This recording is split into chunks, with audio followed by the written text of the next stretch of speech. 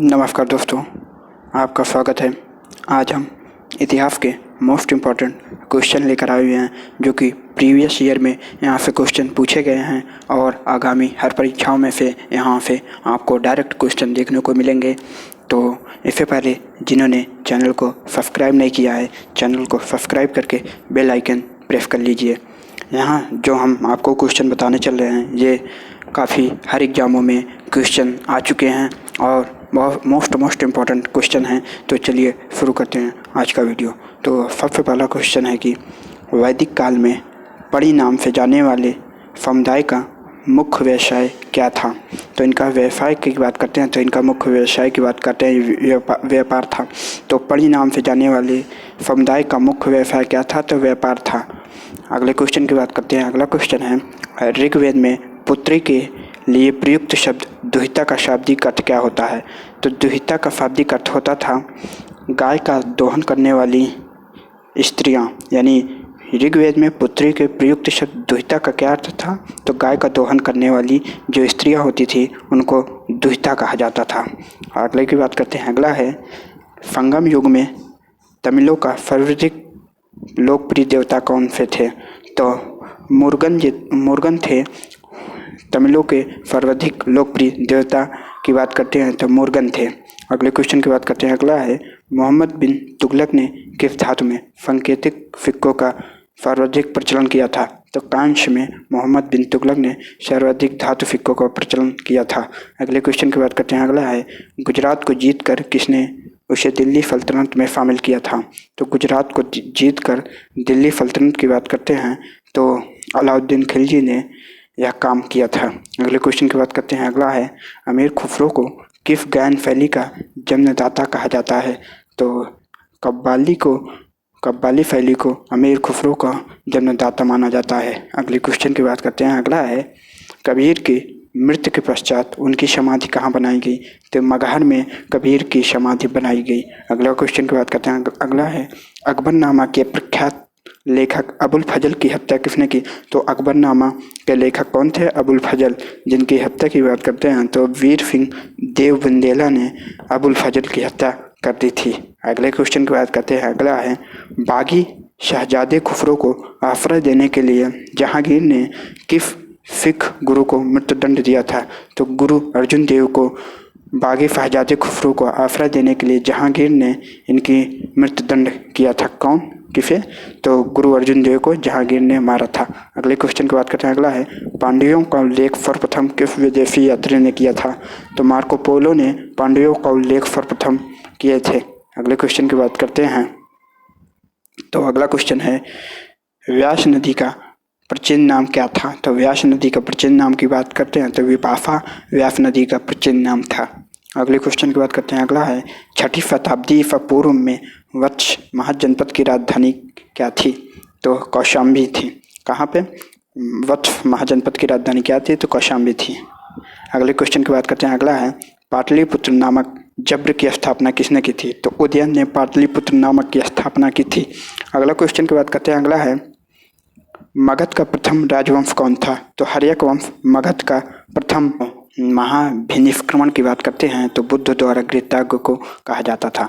अगले क्वेश्चन की बात करते हैं। अगला है सल्तनत काल में अश्वशाला के प्रधान को क्या कहा जाता था। तो अमीर ए आखुर की बात करते हैं तो अमीर ए आखुर को अश्वशाला कहा जाता था, जहाँ पर घोड़ों को आदि को रखा जाता था।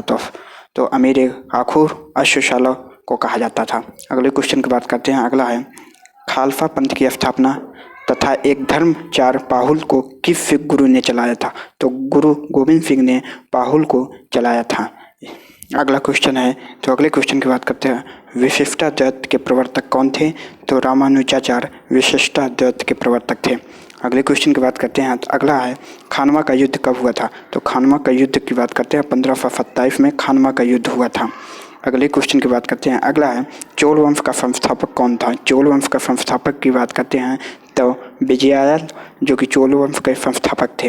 अगले क्वेश्चन की बात करते हैं। अगला है आगरे के लाल किले में मोती मस्जिद को किस मुगल शासक ने बनवाए थे। अगर बात करते हैं मोती मस्जिद की तो ये शाहजहाँ ने आगरा के लाल किले में मोती मस्जिद का निर्माण शाहजहाँ ने करवाया था।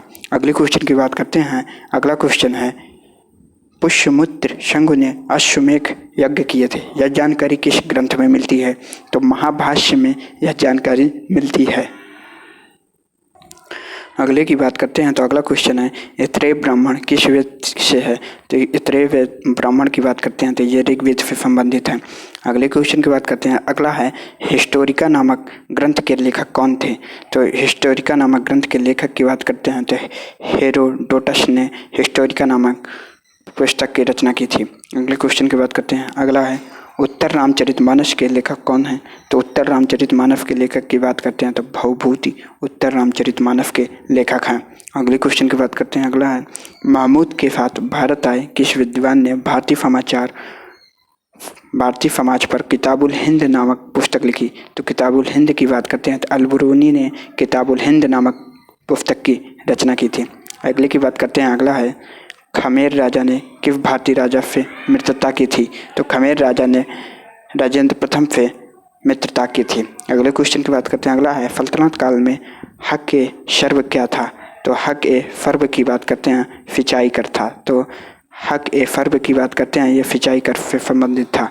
अगले क्वेश्चन की बात करते हैं, अगला है नायब ए माम लालिकात नामक पद का सृजन सल्तनत काल में किसने किया? तो मुइज़-उद-दीन बहरम शाह ने किया था। अगला क्वेश्चन की बात करते हैं तो अगला है मुगल काल में लोक निर्माण विभाग को क्या कहा जाता था? तो मुगल काल में लोक निर्माण विभाग यानी PWD को शोहरत-ए-आम के नाम से जाना जाता था। तो शोहरत-ए-आम को लोक निर्माण विभाग कहा जाता था मुगल काल में। अगले क्वेश्चन की बात करते हैं, अगला है बंगाल के किस नवाब ने अपनी राजधानी मुर्शिदाबाद से परिवर्तित करके मुंगेर कर दी थी? तो मीर कासिम ने अपनी राजधानी मुर्शिदाबाद से परिवर्तित करके मुंगेर कर दी थी। अगले क्वेश्चन की बात करते हैं, अगला है किस अभिलेख से पुष्टि होती है कि पुष्यमित्र शंभु ने अश्वमेध यज्ञ किया था? तो अयोध्या अभिलेख से पुष्टि होती है कि पुष्यमित्र शंभु ने अश्वमेध यज्ञ किया था। अगले क्वेश्चन की बात करते हैं, अगला है गिरनार में सुदर्शन झील का निर्माण किस शासक ने करवाया? तो बात करते हैं गिरनार में सुदर्शन झील का निर्माण की बात करते हैं तो चंद्रगुप्त मौर्य ने करवाया था सुदर्शन झील का निर्माण। अगले क्वेश्चन की बात करते हैं, अगला है मेगास्थनीज की पुस्तक इंडिका के अनुसार मौर्य साम्राज्य कितने वर्गों में बांटा गया था? तो अगर बात करते हैं मेगास्थनीज के अनुसार इंडिका पुस्तक में ये वर्णन किया गया है कि मौर्य समाज को 7 वर्गों में बांटा गया है। कौन कौन से हैं? पहला है दार्शनिक, कृषक, सैनिक, चरवाहे, शिल्पी, निरीक्षक और पार्षद।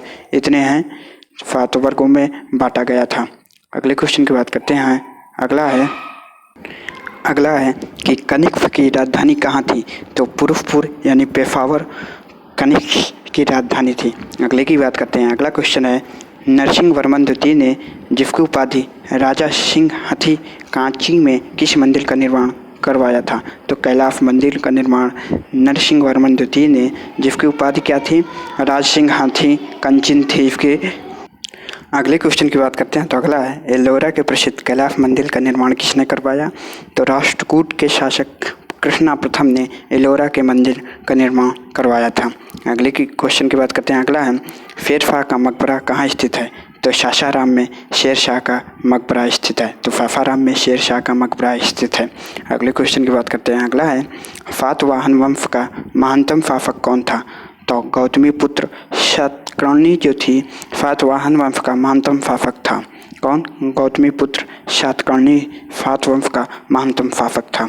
अगले की बात करते हैं, अगला क्वेश्चन है पहली बार किस अधिनियम के तहत गवर्नर जनरल की कार्यकारी परिषद में विधि निर्माण के उद्देश्य से किस भारतीय को मनोनीत किया गया? तो भारतीय काउंसिल अधिनियम 1909 को पहले अधिनियम के तहत गवर्नर जनरल के विधि निर्माण के उद्देश्य से पहले भारतीय को काउंसिल यानी भारतीय काउंसिल अधिनियम 1919 के तहत सम्मानित यानी मनोनीत किया गया। अगले क्वेश्चन की बात करते हैं, अगला है लोथल कहाँ स्थित है? तो लोथल की बात करते हैं तो ये गुजरात में स्थित है। कहाँ पे? गुजरात में स्थित है लोथल। अगले क्वेश्चन की बात करते हैं, अगला है प्रसिद्ध पारसी त्यौहार नवरोज किस शासक ने प्रारंभ किया था? तो बलबन ने प्रसिद्ध पारसी त्यौहार नवरोज को प्रारंभ किया था। कौन? बलबन ने। अगले क्वेश्चन की बात करते हैं। अगला है, किस गवर्नर जनरल के काल में अंग्रेजी उच्च शिक्षा का माध्यम तथा सरकारी कामकाज की भाषा के रूप में स्वीकार की गई? तो विलियम बेंटिंक के काल में अंग्रेजी माध्यम की सभी सरकारी कामकाज भाषा के रूप में स्वीकार की गई थी। अगला क्वेश्चन की बात करते हैं। तो अगला है, दिल्ली के लाल किले के अंदर मोती मस्जिद का निर्माण किसने कराया था? तो अगर बात करते हैं मोती मस्जिद का निर्माण की बात करते हैं तो औरंगजेब ने दिल्ली के लाल किले के अंदर मोती मस्जिद का निर्माण कराया था। अगले क्वेश्चन की बात करते हैं। अगला है, सांची का स्तूप किस वंश के काल में बनाया गया था? तो मौर्य वंश के काल में सांची का स्तूप बनाया गया था। अगले की बात करते हैं। अगला है, किस राजवंश ने हत्या कर सत्या हथियाई तथा जिसका अंत भी हत्या के द्वारा ही हुआ? तो शुंग वंश का बात करते हैं। इन्होंने हत्या की बात करते हैं तो हत्या करके अपनाई गई थी। कौन? तो शुंग वंश के शासकों ने हत्या करके ही अपने राजवंश को बढ़ाया था। अगले क्वेश्चन की बात करते हैं। अगला है, हाथी गुफा अभिलेख में किसकी उपलब्धियों का वर्णन है? तो इसकी बात करते हैं। खारवेल की उपाधियों का वर्णन की बात करते हैं तो हाथी गुफा में खारवेल की उपलब्धियों का बताया गया है। अगले क्वेश्चन की बात करते हैं। अगला है, सिराजुद्दौला के साथ अंग्रेजों ने कौन सी संधि की थी? तो अलीनगर की संधि की बात करते हैं तो सिराजुद्दौला के साथ अंग्रेजों ने संधि की थी। अगले की बात करते हैं। अगला क्वेश्चन है, नरेंद्र मंडल की स्थापना का सुझाव किसमें था? तो बात करते हैं चेम्सफोर्ड सुधारों में नरेंद्र मंडल की स्थापना का सुझाव था। अगले की बात करते हैं। अगला क्वेश्चन है, धन निकासी के सिद्धांत का प्रतिपादन की बात करते हैं किसने दिया? तो दादा भाई नौरोजी ने धन निकासी के सिद्धांत का प्रतिपादन किया।